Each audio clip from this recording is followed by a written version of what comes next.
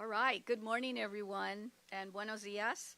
I'm Supervisor Hilda Solis, and I'm really delighted to have this day set aside to really thank our community leaders that are here with us. And I'll call them out right now just so you know who they are. Corrine Sanchez, President and CEO of El Proyecto del Barrio. Al Ballesteros, President and CEO of JWCH Institute. Elvia Torres, CEO with Spirit Family Services. Daisy Ma, Chief Operations Officer at Chinatown Service Center. Barbara Capos, Executive Director of the East LA Women's Center. Alicia Mardini, CEO of the East Valley Community Health Center. And Claudia Soto, Director of Development and Communications at East Valley Communication Health Center. So thank you for all joining us today. Give yourselves a round of applause on behalf of the many residents that you serve in our community. It's my pleasure to be here to announce this investment of my discretionary funds to various health organizations that provide essential care, healing, and support to some of our most vulnerable residents and communities. These investments will help us support physical, dental, and mental health services, as well as services for survivors of domestic violence and other critical challenges. The work of our community health partners is so important and more than ever now. And as you know, the county is facing and will continue to face very difficult times. But we can't ignore how we got here. Plain and simple, federal policy decisions under the Trump administration and congressional Republicans have advanced proposals, enacted actions that prioritize tax breaks for the wealthiest while weakening essential support services for working families and men and women and children. And I'm referencing the passage of H.R. 1, which has placed a critical burden on our safety net right now, removing millions and millions of dollars and employees, as well as impacting our local healthcare security. This includes nearly $1 trillion in Medicaid cuts. Can you believe that? $1 trillion. And in Los Angeles County, approximately 3.2 million residents, that's about 1 in 3 who rely on Medi-Cal, California's Medicaid program, for essential and often life-saving care. And roughly 23% of Medi-Cal beneficiaries live in the 1st District. That's why it's critical that we have this presentation today and that we continue to uplift our residents. I anticipate that as many as 1.5 million county residents overall could lose their Medi-Cal coverage by 2027. So we're talking about a short period of time, a couple of months after the start of the new year. And at the same time, we see changes to the state's Medi-Cal program, which will leave many immigrant communities with reduced access to care, not just Latino families, but immigrant families, Asian families, others that are asylee individuals, DACA, all kinds of different populations, mixed populations, including LGBTQ and homeless individuals. The reality for me is very clear. These federal and state policy shifts are putting life-saving care further out of the reach of our residents. And this comes alongside growing instability that has made healthcare settings increasingly difficult and unsafe for many because of the raids and things that have been going on. Many people are not even making their appointments, are afraid to even enroll in extension of Medi-Cal and Medicare, and that is something that all of us here know, and we have to work really hard. That's what I'm hoping that we can continue to do, to outreach, to provide the necessary information, navigation, as well as the support, the care services that they need. Too many of our patients right now are fearing and are going through anxiety. So altogether, I can't tell you how the multiple impacts have really hurt our economy, but also some of you in your work. You've had to maybe postpone expanding your services, cutting back, laying people off, figuring out how to redirect your time schedules and who's going to be doing what, and perhaps having employees take on other roles as well. So we know that that's an increasing peril that we face ahead of us. That's why today I'm proud that we're providing this support to all of you here that are here today. And you were selected because of your work with my office and with the Board of Supervisors, and you play a key role because all of you here are trusted navigators. You are healthcare navigators that actually have the trust of our community. In many ways, some folks won't even go to our local offices to sign up for services. They will go to you you will then refer them or help them enlist and enroll in our programs. And that to me is so essential. So that's why today I'm very proud to announce that we are awarding $1.75 million in grants from my discretionary funds to organizations that have long been doing the work and will continue to step up in this urgent moment. So before I begin, I want to go quickly to Spanish. And if those of you that I asked to come up later, if you want to say something in Spanish or in Chinese, you can. I think it would be very helpful. So again, buenos días. Hoy me gusta anunciar $1,750,000 en ayuda económica para organizaciones de salud. Estos fondos apoyan servicios médicos, dentales, de salud mental y programas para sobrevivientes de violencia doméstica. Ahora más que nunca el trabajo de nuestras clínicas y organizaciones comunitarias es esencial. Las decisiones del gobierno federal y de la administración de Trump han puesto en riesgo servicios esenciales para familias y trabajadores. Los recortes a Medicaid y Medi-Cal afectarán a millones de familias y personas. Aquí en el condado de Los Ángeles, millones de residentes dependen de Medi-Cal para recibir atención médica. Y muchas personas podrían perder su cobertura médica en los próximos años. Además, los cambios al programa Medi-Cal afectarán a comunidades inmigrantes y pueden reducir el acceso a servicios dentales. Ahora, muchas personas están limitando su atención médica. Eso puede causar más enfermedades dentro de las familias y una presión en nuestro sistema de salud. Por eso, sigo trabajando para ayudar a residentes a entender y mantener sus beneficios. I'm just saying briefly what I said in English to folks here.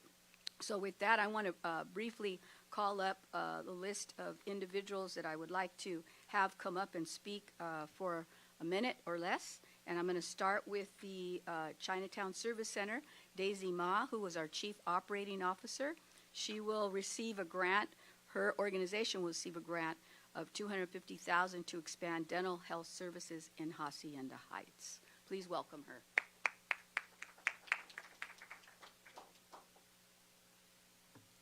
Good morning, everyone. Again, my name is Daisy Ma, and I represent Chinatown Service Center. I'm just very grateful of our supervisor, Hilda Solis.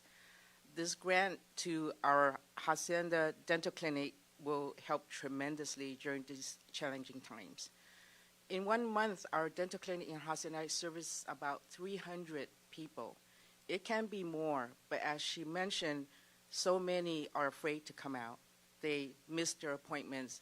We try to call them to reschedule, but it's very, very difficult for them. But with this funding, we are hoping that we can add another dentist that can help service even more patients that can come in. Most of them will be losing their benefits, but we will be helping them no matter what. Again, thank you, Supervisor Hilda Solis. Thank you, Daisy. Thank you. Very good. You can take a seat. Thank you. Next, I'll have the East Los Angeles Women's Health Center, Barbara Capos, the Executive Director, also receiving $250,000 to support nourishment and healing and programs led by the Prometoras for Familias impacted by domestic violence. Please join me in welcoming her. Good morning. As the East Los Angeles Women's Center celebrates 50 years of service, advocacy, and healing, we extend our heartfelt gratitude to Supervisor Hilda Solis. Throughout her leadership, Supervisor Solis has remained a strong advocate of survivors, children, immigrant families, and underserved communities, consistently investing in the pathways that promote safety, healing, housing stability, health, and opportunity. This funding will allow us to create pathways for families who have been impacted by trauma, domestic violence, sexual violence. And at this time, the funding has been drastically cut. So this support will help support our organization in creating those safety nets for those families. Thank you. Thank you, Barbara. Thank you to your center. Congrats on your 50th anniversary as well. Next, I'd like to call up East Valley Community Health Center, Alicia Mardini, CEO, and Claudia Soto, Director of Development and Communications. They will also be receiving a grant for $250,000 to support school-based health services in the Roland Unified and Hacienda La Puente Unified and Bassett Unified School District. So thank you. Please welcome Alicia. Thank you, Alicia. Thank you, Supervisor. This grant will allow us to serve the people that need it the most during these hard times. We will be using the funds for 3 different projects. All of them are school-based health centers, but our school-based health centers serve also the community at large, and they are all in unincorporated areas of LA County. One is in Bassett, where we'll be initiating a community health center there, and the other 2 are in the Roland Unified School District in the La Puente unincorporated areas. And the funds will allow us to replace dental and vision equipment, and one of them medical equipment, and for the new one, obviously buy the equipment that we need. So thank you so much, Supervisor Solis. This is just a really welcome gift for us, and thank you for everything you've done throughout all of these years. Thank you. Okay, Alicia. Gracias. Thank you. Okay, and next I'd like to ask up El Proyecto del Barrio, Corinne Sanchez, President and CEO, and her organization will receive a check for $500,000 to support renovation and construction of their new Baldwin Park Health Services Clinic that is yet to open but is soon to be open, right? Okay, very good. Thank you. Please welcome her. Thank you, everyone, and good morning, Supervisor Solis. We are so grateful for this generous donation to El Proyecto's new Baldwin Park Health Center. We have been in existence or operations for 55 years in the San Fernando and San Gabriel Valley. Our building in Baldwin Park was totally destroyed by fire for 3 years ago, and El Proyecto has had to rebuild and refurnish the state-of-the-art health center.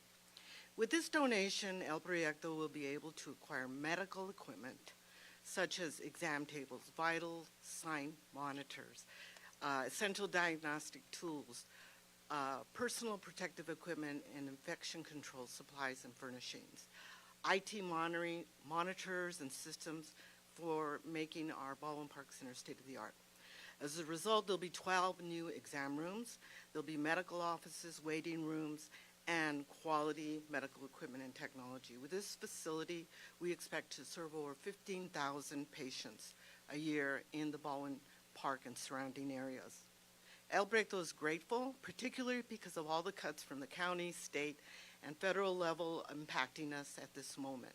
So Hilda Solis is an angel and a guardian of our organizations, and has for over 40, maybe more years, much younger than I am, but she's a fighter, and we are very grateful for this investment. Supervisor. Round of applause.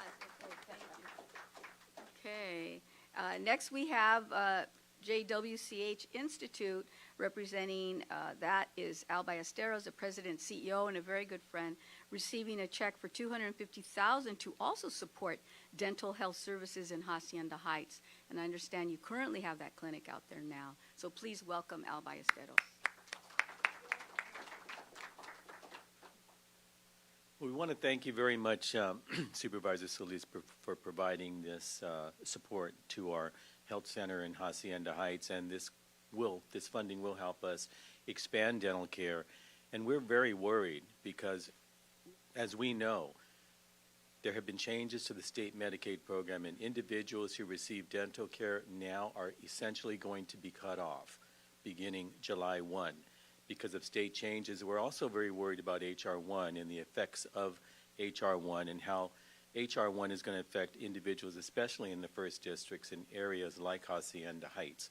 So this support will help us not only stabilize but expand and help us to continue to reach communities who have been sort of out of care for a long time, and essentially we're going to be able to provide additional services by getting them into programs that could perhaps bridge these unfortunate cuts that are happening because of state changes and because of HR 1. So thank you very much. Thank you so much, Al, for your service. And last but not least, I'd like to ask Spirit Family Services, Elvia Torres, our CEO, who received also a grant for $250,000 to expand mental health services for our residents in Avocado Heights, Pellisier Village, Bassett, and South Whittier, largely the unincorporated area in the 1st District. So please welcome her. Thank you. Good morning. Buenos dias. On behalf of Spirit Family Services, I want to express our deepest gratitude to Supervisor Hilda Solis for standing with children, parents, and adults of the Los Angeles County. Some of the most challenging times families have ever faced are occurring today. Every day we meet people carrying invisible barriers. Children are struggling to feel safe. Parents are overwhelmed with stress and trauma. Adults are fighting to hold on to their families. These are not statistics to us. These are faces, voices, and stories we carry in our hearts. Supervisor Solis' compassionate and leadership remind of our communities that they are not alone. Her commitment to culturally rooted, community-based mental health care gives families something priceless, and that's hope. We need hope in these difficult times. And Supervisor Solis, we thank you for that. Les da mucha, es un honor estar aquí con todos ustedes. Supervisor Solis es una campeona y estamos muy agradecidos por los fondos que nos ha aprobado para ayudar a la comunidad a seguir con su salud mental. Esos son tiempos muy difíciles para niños, para familias. Es un tiempo cuando uno no se siente seguro en su propio hogar, en comunidad. Spirit ha estado aquí por 54 años y con el soporte de Supervisor Solis vamos a hacer más esfuerzos, a trabajar más con la comunidad y con familias. So, muchas gracias por este regalito que podemos ayudar a la comunidad. So thank you very much on behalf of Spirit Family Services. Thank you.